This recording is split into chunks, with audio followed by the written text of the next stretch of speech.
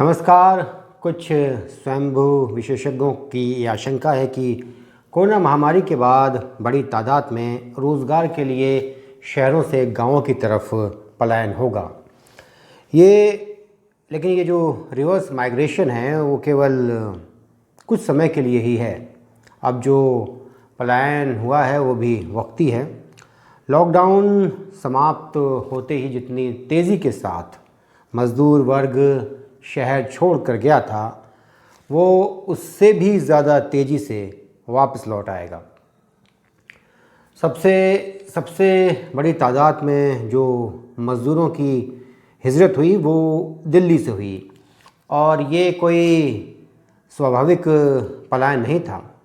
इसके पीछे दिल्ली की धूर्त सरकार की तरफ से फैलाई अफवाह थी कि आनंद विहार बस अड्डे पर यूपी गवर्नमेंट ने बसें भेजी हैं और उन्हें घर ले जाने के लिए ये गेहूं की कटाई का समय है, लिहाजा उत्तर प्रदेश, बिहार, मध्य प्रदेश, राजस्थान के मज़दूरों को लगा कि दिल्ली में फंसने और बेरोज़गार रहने से बेहतर है कि गांव की तरफ चला जाए।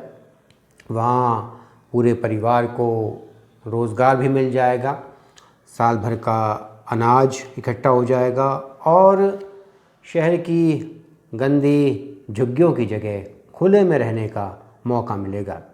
इसके अलावा गांव में भले ही ब्रोकली और रेड कैबेज जैसी शहरी मिजाज की सब्जियां ना मिलती हों, लेकिन देसी सब्जियां वो भी मुफ्त में भरपूर मात्रा में मिल जाती हैं।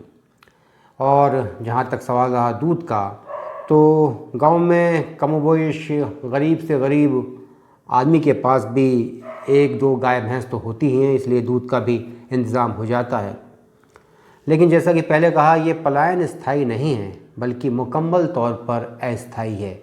इसकी कुछ प्रमुख वजह हैं, जैसे कि गांव में रोज़गार का एक ही प्रमुख साधन है और वो है काश्तकारी, और जिसमें मिलने वाला काम सीजनल होता है। इसके लिए देहाती मज़दूर पर्याप्त संख्या में हैं और कमी पड़ने पर वैसे भी ये दूसरे राज्यों खासकर बिहार वगैरह से आते हैं और ये पहले की तरह आते रहेंगे, ना कि दिल्ली मुंबई जैसे बड़े बड़े महानगरों से। गांव से जो महानगरों को गया है वो या तो भूमिहीन किसान हैं या उस जगह का रहने वाला है जहां ज़मीन एकदम बंजर है, सिंचाई के साधनों से हीन है, खेती करना लगभग नामुमकिन सा है और ना ही रोज़गार का कोई और दूसरा ज़रिया है। गांव में कृषि आधारित उद्योगों का भी अभाव है, ना खाद्य प्रसंस्करण उद्योग हैं और ना ही फलों सब्जियों के लिए कोल्ड स्टोरेज। ऐसे में रोज़गार का तमाम बोझ केवल परंपरागत खेती के ऊपर ही आ जाएगा और वो इसे सहन नहीं कर पाएगी। जो दूसरी रूरल इंडस्ट्रीज़ हैं, मसलन डेयरी और ईंट उद्योग, वहाँ पहले से ही पर्याप्त संख्या में लेबर उपलब्ध है। जो लोग महानगरों में रिक्शा, ऑटो रिक्शा, ठेला चलाकर, फल सब्जी बेचकर, स्ट्रीट फूड के खोमचे लगाकर, सरकारी ज़मीनों पर अस्थायी दुकान लगाकर, रेहड़ी पटरी पर दुनिया भर का सामान बेचकर रोज़ाना हज़ारों रुपए कमाते हों, वो क्यों कर गांव जाएंगे जहां मेहनत बहुत है और उसके मुकाबले में मिलने वाला मुआवजा बहुत कम। गाँवों का सामाजिक समीकरण भी रिवर्स माइग्रेशन को सहज स्वीकार नहीं करेगा। जो लोग गाँव से बड़े शहरों में काम करने गए हैं वो जब गांव आते हैं तो ख़ुद को वीआईपी समझने लगते हैं। जैसे एनआरआईज़ में भारतीयों से बात करते वक्त एक सुपरियोरिटी का भाव झलकता है, ठीक वैसा ही ये मज़दूर तबका गांव के लोगों के साथ करता है। ये अलग बात है कि ना कोई इन्हें भाव देता है और ना ही एनआरआईज़ को। अभी इस पलायन के बाद जब मज़दूर अपने अपने गांव पहुंचे तो उनका वहां के ग्रामीणों से संघर्ष हो गया। गांव वाले लाठी डंडे लेकर गांव की सड़क पर खड़े हो गए कि वो किसी भी आदमी को बीमारी से ग्रस्त होकर गांव के अंदर नहीं घुसने देंगे। ज़्यादातर जगहों पर इन लोगों को बिना कोरोना पीड़ित हुए गांव के बाहर क्वारंटीन में रहना पड़ा। गांव और महानगर की आर्थिक व्यवस्था की धुरी में एक और बड़ा पहलू है, वह है जाति का। शहर में कोई जाति नहीं पूछता। दलित, आदिवासी, पिछड़े सब तमाम काम धंधों में रमे हुए हैं। भारतीय देहात अमेरिका और यूरोप की तरह साफ सुथरे नहीं हैं। प्रकृति ने ज़रूर तमाम नियामतें एक साथ बख्शी हैं, लेकिन इंसान ने सब तबाह किया है। सड़क, बिजली, पानी, सब सुविधाओं का एक मूल्य होता है, लेकिन उसे वो क्यों चुकाना चाहेगा जो इन सब को दिल्ली की जे कॉलोनीज़ में मुफ्त में यूज़ करता हो। बड़े शहरों की चमक दमक और जो रंगीनियाँ हैं, जातीय और सामाजिक बंधनों से मुक्ति, चिकित्सा और शिक्षा, ये कुछ ऐसी बातें हैं जिनका अभी भी देहात में अभाव है और शहरों में इन तक सबकी पहुंच है। दिल्ली और दूसरे शहरों से 30-40 हज़ार ऑटो और टैक्सी चलाने वाले भी अपने अपने गांवों को भाग गए। रोज़ाना ये लोग पब्लिक को इधर उधर ले जाकर हज़ारों कमाते थे। अब ये किसी के खेत में कटाई, नराई, गुड़ाई जैसा काम करेंगे? ये तो बस शिद्दत से इंतज़ार कर रहे हैं कि हालात सामान्य हों और ये दोबारा भाग छूटें वहाँ के लिए जहाँ से आए हैं। दुर्भाग्य से ग्रामीण भारत में आज भी अलग अलग जातियों का वर्चस्व है और शहरी मिजाज का मज़दूर इस वर्चस्व को कड़ी चुनौती देगा। वो एक बड़े सामाजिक तनाव और उथल पुथल की वजह बन सकता है। ये दरअसल रूरल रिवर्स माइग्रेशन का नहीं, अर्बन रिवर्स माइग्रेशन का ख़तरा है। ईश्वर ना करे कि अमेरिका और यूरोप में महामंदी आए, क्योंकि इसकी सीधी चोट उन लाखों हिंदुस्तानियों पर होगी जो वहाँ काम करते हैं। वो देश अपने लोगों को रोज़गार देंगे या फिर विदेशियों को। हिंदुस्तान के अंदर भी एमएनसी और बीपीओ वालों पर भी ज़बरदस्त छटनी की मार पड़ेगी, जिसकी कीमत मॉल और रेस्टोरेंट कल्चर पर पड़ेगी। विदेशी टूरिस्ट पर निर्भर टूरिज़्म इंडस्ट्री भी बड़ी नुकसान की जद में है। भारत का उद्योग जगत रोज़गार की समस्या को काफ़ी हद तक संभाल सकता है, उसके अंदर ये तौफीक है, ये क्षमता है। लेकिन वो विदेश से लौटे और जो एमएनसी बीपीओ वाले हैं उनकी उच्चाकांक्षाओं की पूर्ति नहीं कर पाएगा, क्योंकि वो अपनी पुरानी नौकरियों से बड़ी उम्मीद पाले बैठे हैं। भारत एक कृषि आधारित अर्थव्यवस्था है जो हर मंदी में उसके पांव उखड़ने से बचा लेती है। असल समस्या शहरी बेरोज़गारी की सामने आएगी और इससे कोई इनकार नहीं कर सकता।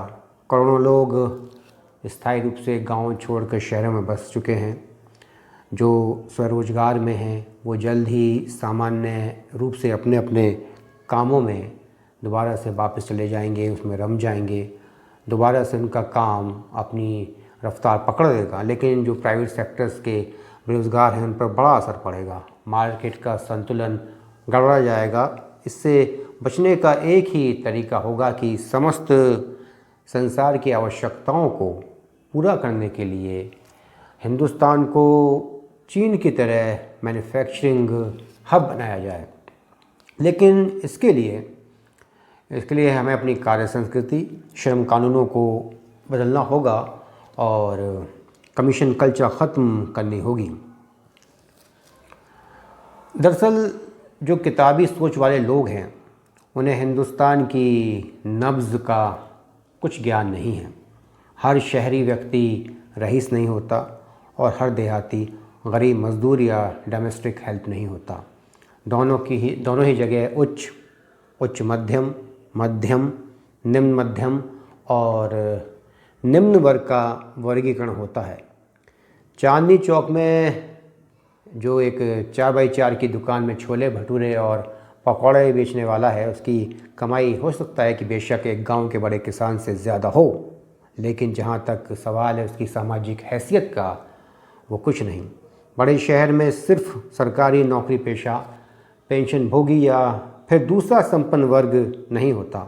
Mall, restaurant, tourism, multiplexes, home food delivery, online shopping, private factories, दस्तकारी में लगा तबका ज़्यादातर वो है जो पीढ़ियों पहले अपने अपने गाँवों, छोटे शहरों को छोड़ बड़े शहरों में बस चुका है या गांव को छोड़कर कस्बों में आ गया है। ये कहाँ जाएगा माइग्रेशन के लिए? घरेलू काम करने वाली ज़्यादातर उन इलाकों से आती हैं जहाँ खेती तो क्या, कोई दूसरा ज़रिया भी नहीं है कमाई का या आजीविका का, तो कहाँ खपेंगी? जैसे बांग्लादेश, वेस्ट बंगाल, झारखंड, बुंदेलखंड, यहाँ ना खेती है, ना कारोबार है, ना इंडस्ट्री है। इसलिए गाँव की तरफ कोई रिवर्स माइग्रेशन होने नहीं जा रहा है। मुसीबत में ज़रूर वक्ती तौर पर हर इंसान अपने घर की तरफ भागता है, इसमें कुछ अजीब बात नहीं है, लेकिन संकट गुज़रते ही वो वापस चल देता है फिर से अपने कर्म पथ की तरफ। अब जो भारत की सोचेगा वही टिकेगा। पर्यटन व्यवसाय घरेलू पर्यटकों के दम पर टिकेगा। भारतीय उद्योग जो वैसे तो स्वदेशी का ढोंग करता है, वो असल में चीन से आयातित कच्चे माल पर डिपेंड है। ये निर्भरता पूरी तरह से ख़त्म करनी होगी। लिहाजा जिन्हें लगता है कि लोग अब स्थायी रूप से गाँव की तरफ हिजरत कर जाएंगे, वो एक कंफर्ट जोन से और सुरक्षित जीवन के आशीर्वाद तले ऐसी बातें सोचते हैं। इनकी बातें पूरी तरह से कागजी होती हैं, उनका वास्तविकता से कोई भी वास्ता नहीं होता। जैसे कि शदीद सर्दियों में होटल में गीज़र, हीटर, बिस्तर, गर्म चाय, कॉफ़ी, खाना, ऐसी सुविधाओं की बदौलत हिल स्टेशन पर जो बर्फ़बारी देखने के लिए जाते हैं उन्हें बड़ा मज़ा आता है, लेकिन मौसम की जो असल मार है, उसकी जो वास्तविक तकलीफ़ है, उसे एक मुकामी पहाड़ी बाशिंदा ही जानता है। हिंदुस्तान में ज़मींदारी उन्मूलन और लैंड सीलिंग एक्ट लागू होने के बाद 90% किसान लघु और सीमांत किसान की श्रेणी में आते हैं। ये बेचारे खुद ही हर दिन ज़िंदगी की जंग लड़ते हैं। ये कहाँ से किसी और की आजीविका के सृजन में सहायक होंगे? तो जैसे तैसे अपना ही पेट पाल पाते हैं। ग्रामीण भारत में बड़े स्तर पर रोज़गार की संभावनाओं की गुंजाइश हो सकती है, लेकिन ये किसी लॉकडाउन की अफरा तफरी या भागम भाग की वजह से मुमकिन नहीं है। इसके लिए सरकारों को लाखों करोड़ रुपए का निवेश झोंकना होगा, जो लगता नहीं है कि कभी होगा। हिंदुस्तान की एक अलग वर्किंग कल्चर है। जहाँ इंडस्ट्रियल एरियाज़ हैं, वहाँ पर जो स्थानीय लोग हैं उनको नाम मात्र के लिए नौकरियां दी जाती हैं, केवल दिखावे के लिए। ऐसा ही माइनिंग में है और दूसरे खनन कारों में है। वहाँ तो नक्सलियों का भी आतंक अलग से है। समय सब प्रश्नों का उत्तर देगा कि कौन कहाँ से आता है और कौन कहाँ जाता है। सबसे महत्वपूर्ण है कि भारत में कोई कहीं भी जाए या कहीं भी आए, उसे हक है, रूरल या अर्बन कोई भी माइग्रेशन हो। बस विदेश से आने वाले खुदगर्ज और मौका परस्त लोगों को रोज़गार के मामले में, कम से कम रोज़गार के मामले में भारत में ही रहते आए लोगों पर तरजीह ना दी जाए तो बेहतर होगा। नमस्कार, जय हिंद।